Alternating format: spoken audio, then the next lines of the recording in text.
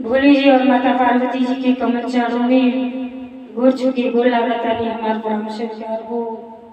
माँ जगदम्बा भवानी के कमल चरणों में गोर छुके गोर लगाता नहीं हमारे परम से प्यार हो। सब देवी देवता के कमल चरणों में गोर छुके गोर लगाता नहीं हमारे परम से प्यार हो। नीलम दीदी और हरिंदर भैया के कमल चरणों में गोर छुके गोर लगाता नहीं हमारे परम से प्यार हो। सब गुरु भाई बहना के कमल चरणों में गोर छुके गोर लागतानी हमारे परम स्वीकार हो। आशीर्वाद की चाहना भाव तो देखिए गुरु भाई बहना, आज हम सावन स्पेशल एक महादेव जी और नंदी के बारे में एक छोटा सा चर्चा करे जाता नहीं। अगर ये चर्चा हमारा आप लोगों की अच्छा लगी तो कमेंट में भोले जी और माता पार्वती जी के नाम जरूर सभी लिखो। काहे खातिर के नाम लिखले बोलने कहले से सब दुख के निवारण हो जाला। ताई जा विलंब न करते हुए कथा के संवर करी जा। देखिए सावन महीना महादेव जी के स्पेशल एक महीना ही भक्ति करे के सब मनुष्य के अवसर मिलेगा और बहुत ही पुण्य के प्राप्ति होला। तो कितना बहिना जाने ले कि नंदी भगवान कहे आगे रहे भोला जी के साथ में रहे उ के है, उनका पहचान का है। तो आज हम एक छोटा सा कथा महादेव जी और नंदी के बारे में कही जाती है। एगो संत जी रहे, पहले के संत लोग बहुते ज्ञानी होते रहे। वो संत जो है इतना तपस्या करेंगे, इतना तपस्या कि तपस्या करते करते शरीर के जितना मांस भाव सब धीरे धीरे गल के निकल गई, बस हड्डी भर बचल रहे। अब भगवान भोले जी की भक्ति करत रहना, एक के पैर पर खड़ा रहना और जंगल में तपस्या करत रहना। मन में एक अभिलाषा भाव कि हमारा महादेव जी एगो हमके पुत्र दे दे, और वो पुत्र जो है माँ के कोख से पैदा न भइल रहे। यह अरमान लेके वो भक्ति करता। तो वर्षों कई वर्ष बीत गए। संत के जब शरीर पर हाड़ मांस रोम सब जवन देव का खा गई। अब खाली ऐठो हड्डी भर बचल है प्राण।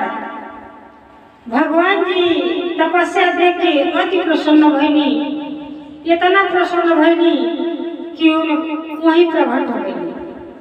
महादेव जी अली तो कहनी कि आंखें खोलो, तुम्हारे भक्ति से हम प्रसन्न बानी, जो न मांगल चाहो मांग लो। कहला अरे का मांगी, अगर देवही के बाद एक छोटा सा हमार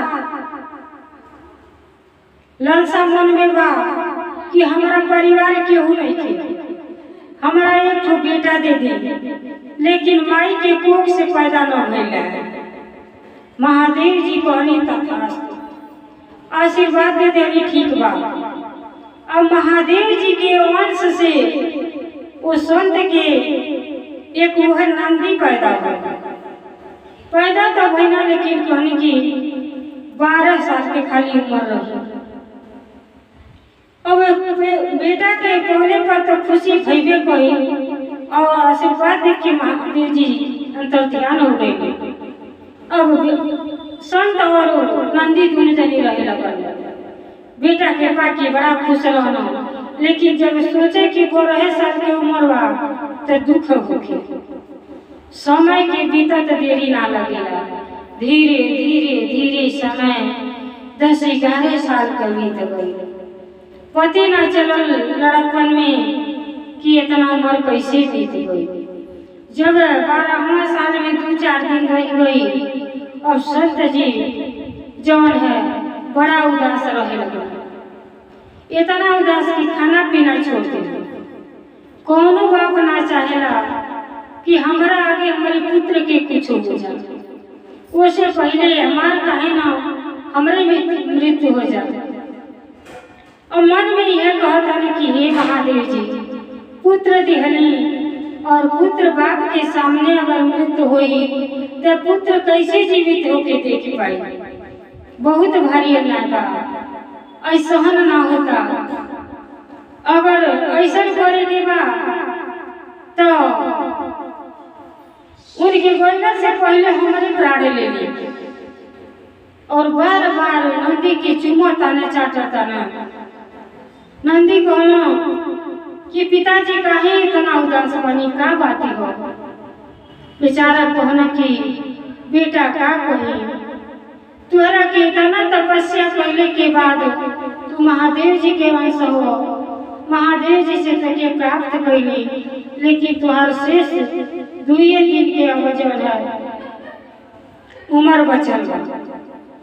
आई सोच सोच के हमार प्राण निकलता कि तुहरे से पहले हमारे काहे न मृत्यु हो जा, लेकिन तुहार तो के हमारा उम्र लग जाए। अब नंदी सोचना कि इतना तपस्या करने के बाद हमारे पिता हमके पौले वाला त काहे ना हम सावन महीना में महादेव जी के भक्ति करी और महादेव जी के प्रसन्न करके अपना के जीवन धन्य बना ली।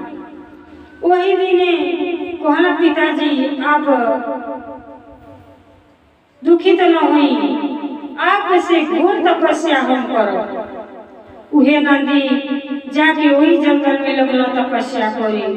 तपस्या करते करते कईयों वर्ष कहले के बाद महादेव जी खुश होइनी और कहनी कि बेटा तोरे तपस्या से बड़ा खुश बने, भक्ति से तो के का चाहिए। कहले बस हमके यह चाहिए कि हम अमर हो जाए और आप जहाँ जा रहे आपके साथे साथे रहे। महादेव जी इतना खुश रहनी कि वो बतिये भुला बोलनी कि 12 साल में मर जाएगा, आशीर्वाद दे देनी तो वो अपन जौन है अमर हो गई। आनंदी की स्थान दे देनी कि तू जहाँ हम रह तहाँ तू हमारे साथ ही रह। जोने मंदिर में भक्त लोग पहले तुहरे से तुझसे इजाजत ली है, जब तुमसे कही है वो बात तुरंत हमारे पास पहुँच जाएगी। यही से जे जानो लाते जाके काने में कहेला, जरा जौन चीज के मन्नत मांगे के रहेला वो काने में जाके कहेला कि हम हई कार्य पूर्ण हो जा, महादेव जी से कनेक्शन जो जाए। नंदी भगवान जोड़े जल्दी से सूचना पहुंच जाता। तो यह महादेव जी और नंदी की कथा हो। नंदी हर हमेशा महादेव जी के पास रहे। भक्ति में कितना शक्ति है कि एक रूप जानवर के भी रूप होके महादेव जी के संगत में। कितने लोग तपस्या करते रह गए लेकिन महादेव जी के दर्शन ना हुए, लेकिन नंदी ऐसा तपस्या करना कि जन्मों जन्मांतर तक महादेव से रिश्ता बन गए। तब भक्ति में देखिए बहुत ही शक्ति है।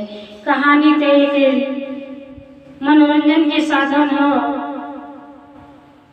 हमें एक कहा जाला कि यही से ज्ञान हो सके।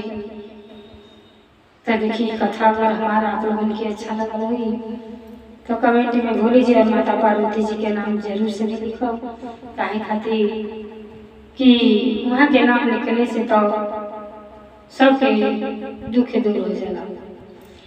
पर्वत पहाड़ पर शिव के मंदिरवा हे सखी बड़ा नीक लागे, मंदिरवा हे सखी बड़ा नीक लागे। कहत नीक लागे सुनत नीक लागे, कहत नीक लागे सुनत नीक लागे। चरचवा हे बहिना बड़ा नीक लागे, चरचवा हे बहिना बड़ा नीक लागे।